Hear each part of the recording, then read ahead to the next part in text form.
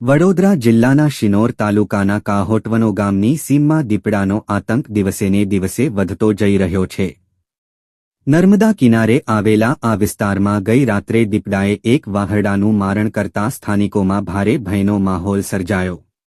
V O Shinor તાલુકાના કાહોટ વગો વિસ્તાર, જે નર્મદા નદીના કિનારે આવેલો છે, ત્યાં છેલ્લા કેટલાક દિવસોથી દીપડાની હલચલ સતત જોવા મળી રહી છે. આ વિસ્તારમાં ખેતરમાં પશુપાલનનો વ્યવસાય કરતા ઇસુબખાન અય્યુબખાન પાઠણના ખેતરમાં ગઈ રાત્રે દીપડાએ હુમલો કર્યો હતો.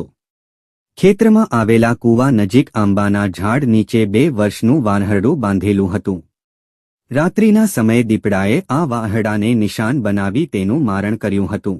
સવારે રોજિંદા સમય મુજબ ખેતર પર પહોંચેલા ઇસુબભાઈએ જ્યારે આંબાના ઝાડ નીચે વાહરડાનું મારણ થયેલું જોયું, ત્યારે તેઓ ગભરાઈ ગયા હતા.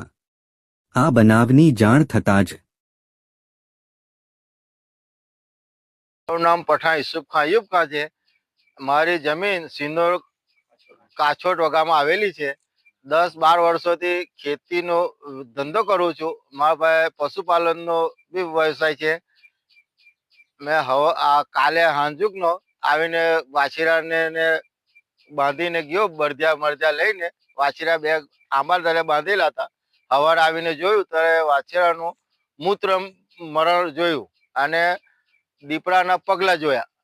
ને મારી ફોરેસ્ટ ખાતા વન વિભાગ વાળાને નમ્ર વિનંતી છે કે એનો પાંજરો વહેલી તકે ગોઠવે ને એનો નિકાલ કરે.